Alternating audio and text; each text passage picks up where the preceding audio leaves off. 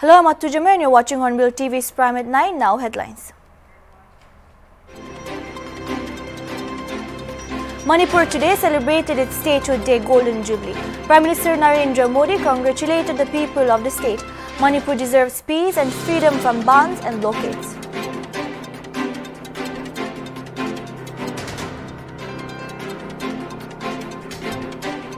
Supreme Court said that daughters of Hindu fathers would be entitled to inherit his self-acquired and other properties obtained if the father dies without making a will.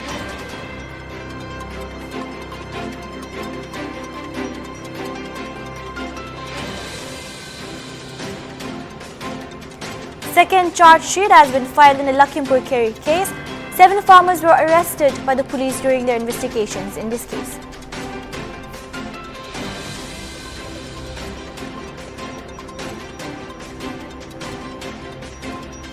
The centre has clarified that the Amar Jawan Jyoti flame is not being extinguished but merged with the flame at the National War Memorial. The government's clarification came amid sharp criticism from the opposition leaders.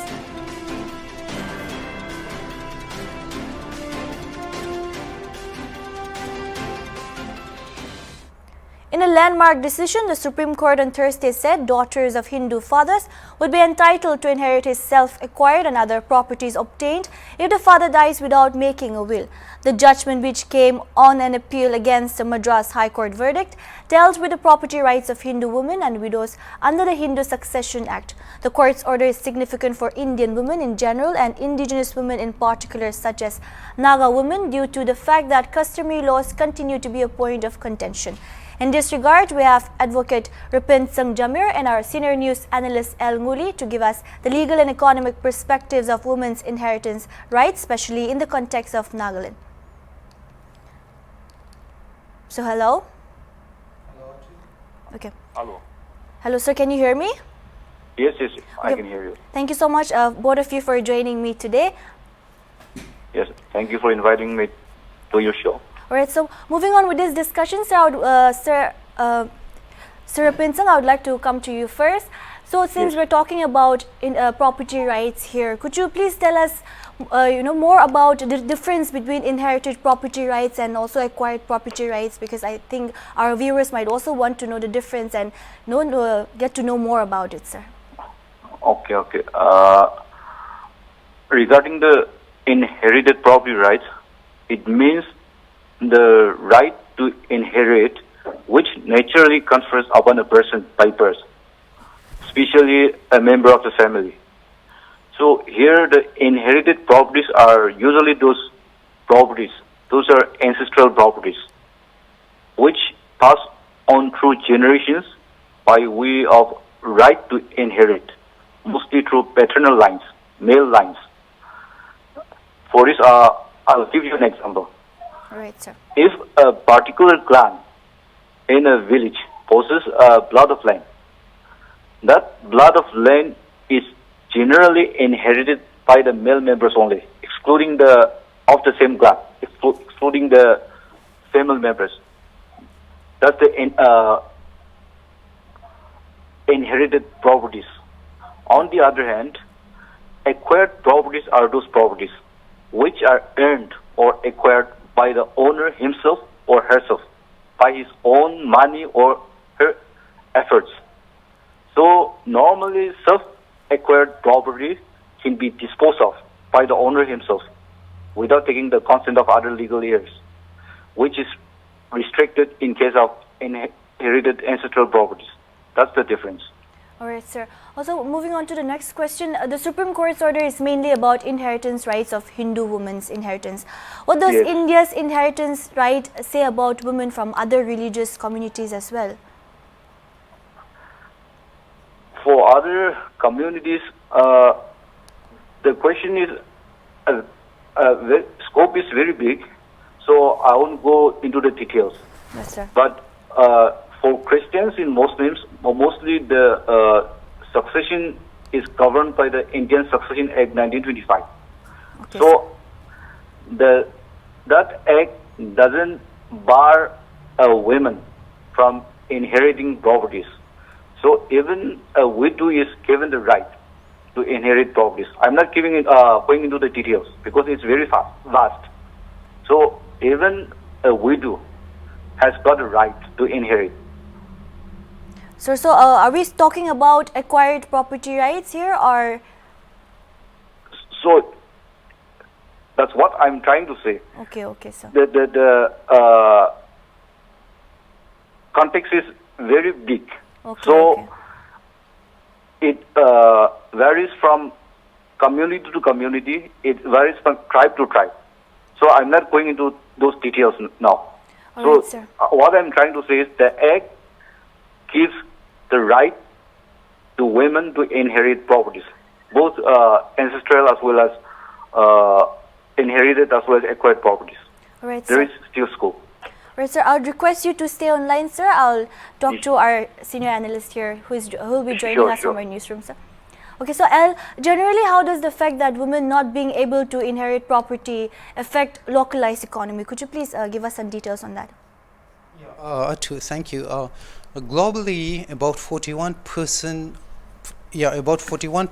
of woman-led households.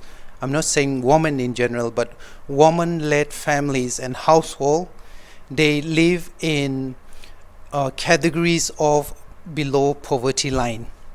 So 41% of woman-led households in the world live under the below poverty line, and about 1/3 of the population of the world, they are either homeless or they live in very inadequate or poor housing facilities. Now how does that relate to an economy? How does a woman not having property relate to the local economy? Now this is interesting. The reason is women, especially in Southeast Asian countries and indigenous communities, say, let's say Nagaland or even in the Northeast, they are the central workforce of the agricultural economy. So when a woman she does not own property, it means she is forced towards urban areas. So there is no workforce in the rural areas. So she pushes on towards the cities to find work.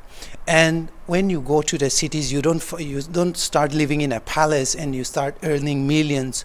You join a category of economic groups that are below the normal low earning income groups. They are normally people who are under the below poverty line group. So they live in poor housing, they live in a very bad infrastructure where there are no facilities for them. So this same woman, they come to live in such kind of a society and they start families. So when you start families, again, your economic burden is increased. So the pressure is to create more assets when you don't have an investment capital. You're trying to create a future for your children when you don't have money. So it is a cycle that is passed on to the children, and the children will pass that cycle on to their children again. So that is how there is a correlation between a poor economy and women not having property rights. Of course, men not having property has also a context of correlation with the local economy, but more so about women, because women are the central workforce, especially in the society and especially in agrarian societies, let's say like Nagaland and the Northeast, Atu. All right, El, thank you for that. We'll get back to you. Now moving back to you again, sir. Yeah, hello? I'm hearing you. Yeah, hello, sir? Yes. Yeah, okay, sir, moving back to you. We would want to know, what do customary laws say about Naga women acquiring property or inheriting property in the light of Article 371 and applicable to Nagaland, sir? Article 371 does not say that women should be given the right to inherit, or it does not say that it should not be given. It only safeguards the rights, religious and social practices of the Nagas, Naga customary law and procedure, etc., and etc., land ownership and transfer, etc.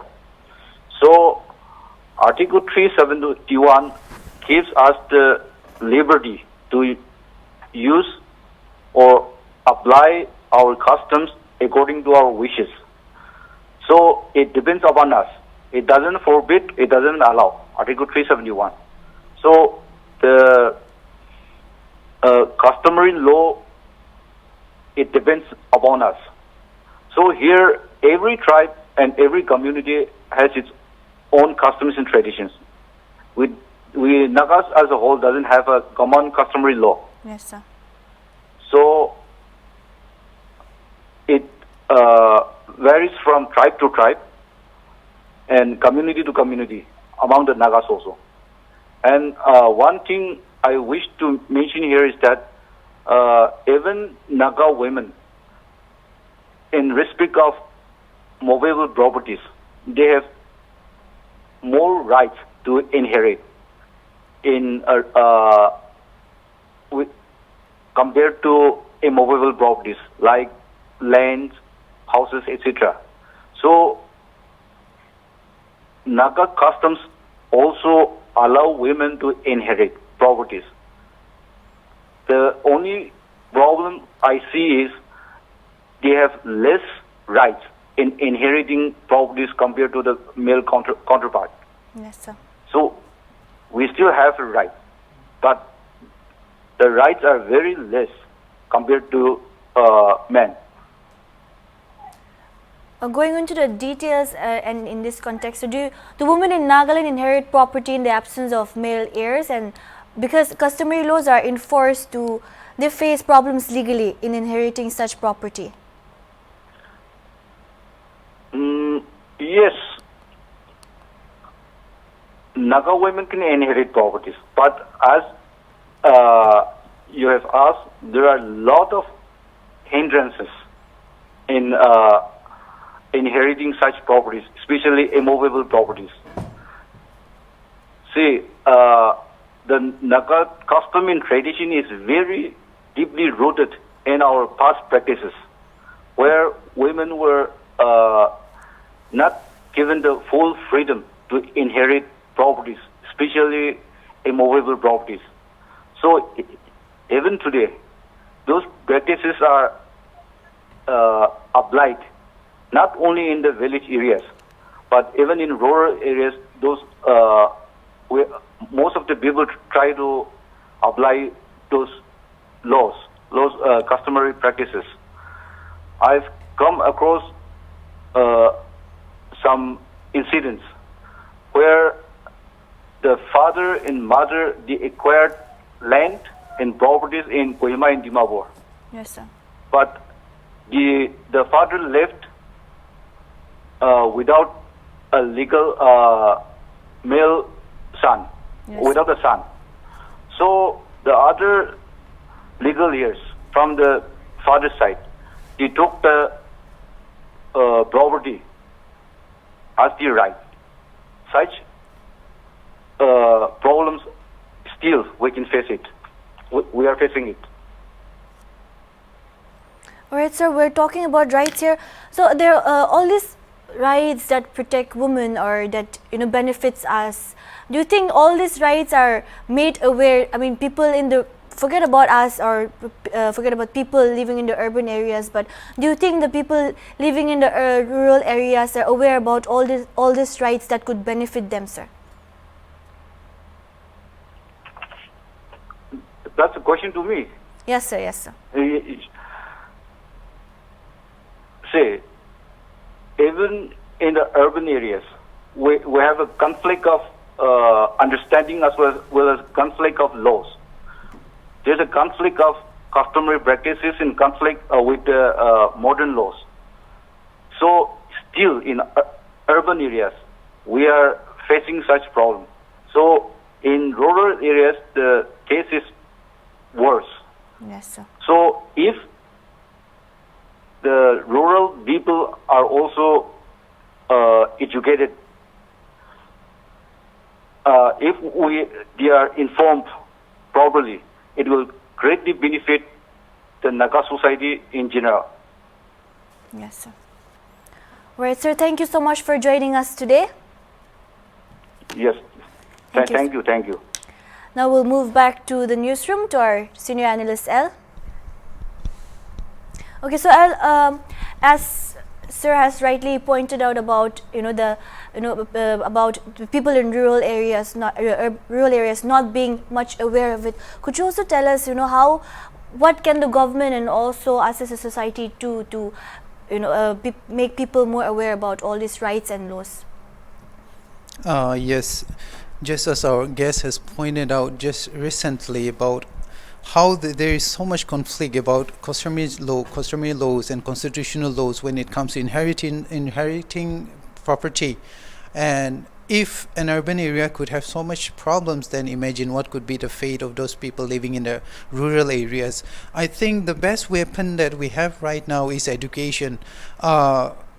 I have never ever come across any chapter, unless I decided not to buy the textbook, but I have never come across any book, any publication, especially in the schools and colleges that I read in.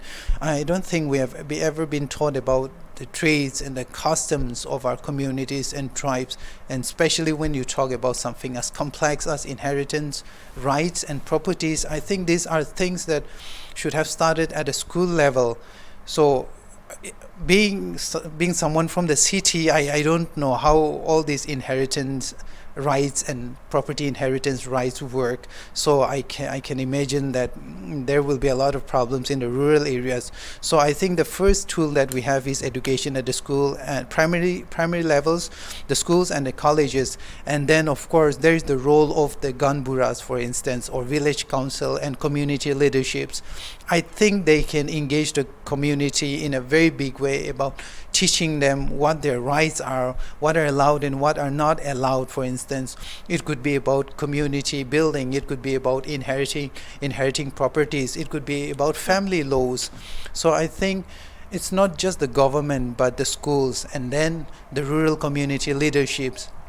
And as for the government, I do believe that having a legislation that it focuses and gives an emphasis on education of the people about our cultural heritage, and I don't mean just the music and the dancing, but about our cultural heritage of knowledge, our literature, our laws. I think that will be really wonderful, because these are the tools that will give us insights to our identity, and through understanding of this identity we can have a personality that encompasses not just an understanding of what our culture is, but we can also have an understanding of what a big worldwide view is, and it will give us a window into the world outside. Atu.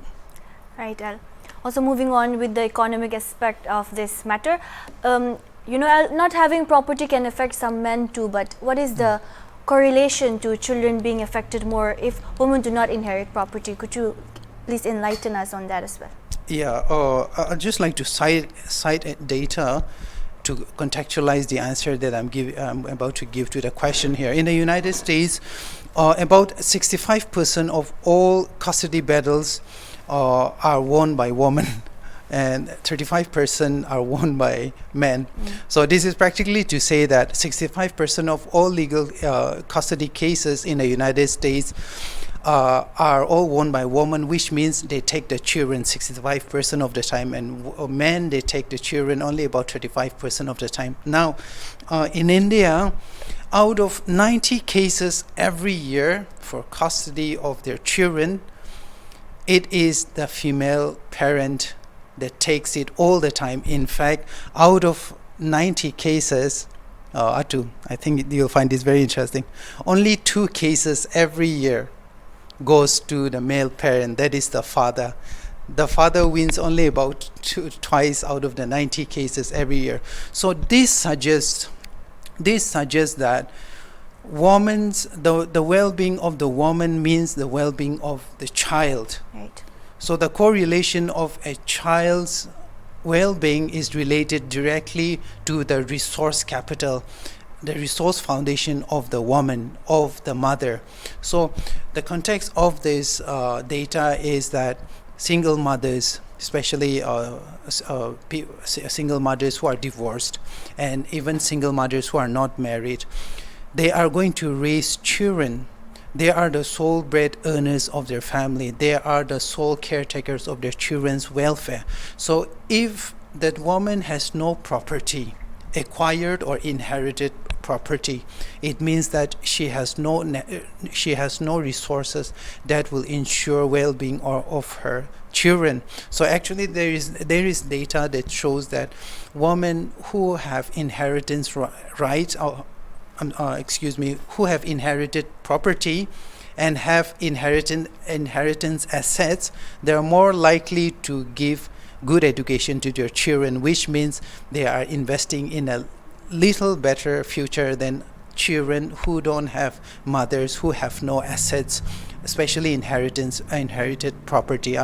So this is the correlation why women who can inherit rights and women who don't have that rights can have an impact on their children's economic life later in the future. Ridel, thank you so much. I must say we had a very informative session today. Thank you so much. Thank you. Moving on to the next news. Taking forward the demand for recognition of Aboy as a district, the Aboy District Demand Committee has on Friday informed through a press statement that the Aboy public has resolved to hold indefinite ban from January 24 onwards if the state government failed to fulfill their demand. The committee had on January 15 served an ultimatum to the government with a deadline on 23rd January. The statement informed that the decision was taken at a public meeting held on Friday at local ground. Committee said that upgradation of Aboy ADC headquarter to DC headquarter was initiated in 2008 and even included in Cabinet Memo 2011. However, without any response from the state government for more than 13 years now. The committee had also mentioned that the said demand is for the purpose of upgradation and development. Order of the program. Satuman for invocation. Number chamay. Abukia Aboy Town Baptist Pomenok Baptist Pastor Fellowship. Emanda Avana Pana. To Kayanya Matiki. Oh Kawang. Hayanga in the Mudiki in one Mota Ujina. The centre has clarified that Amar Javan Jyoti flame at India Gate is not being extinguished but being merged with the flame at the National War Memorial. The government's clarification came amid sharp criticism from the opposition leaders over reports that the flame that has been burning for 50 years will be extinguished. There's a lot of misinformation circulating regarding the flame of the Amar Javan Jyoti. The flame of the Amar Javan Jyoti is not being extinguished. It is being merged with the flame at the National War Memorial.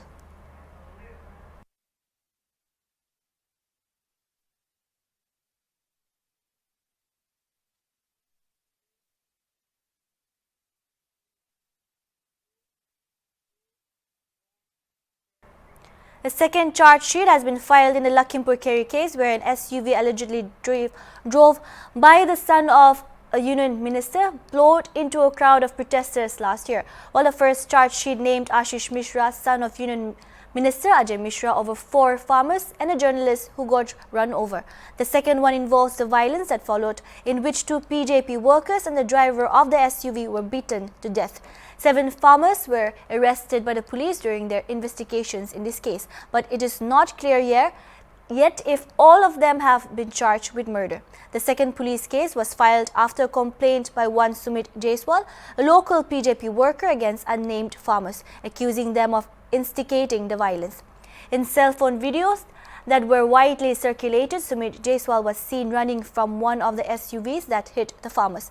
He was later arrested as a co-accused in the case, naming Ashish Mishra, the son of Junior Home Minister Ajay Mishra. Ashish Mishra and 12 others have been arrested and they face charges of murder and conspiracy. Earlier this month, the Special Investigation Team probing the Lakhimpur Kheri incident submitted a 5,000-page charge sheet against 14 people to a local court, saying Ashish Mishra was at the spot during the incident. The Special Investigation Team has told the court that the killing of the farmers and the journalists was a planned conspiracy with intent to commit murder and not a case of death by negligence.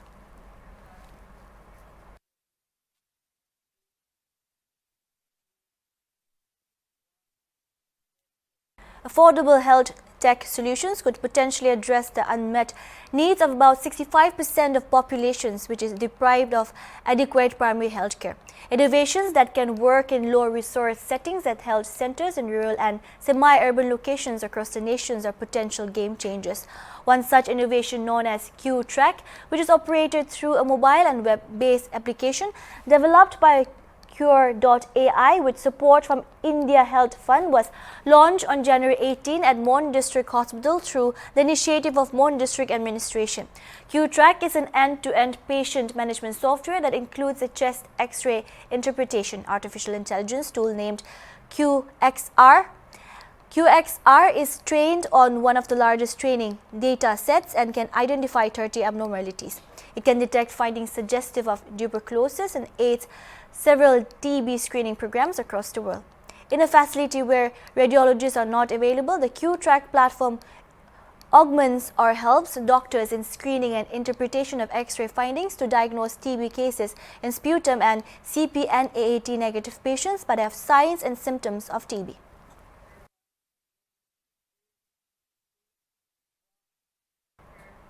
That's all we have for now. Keep watching Hornbill TV.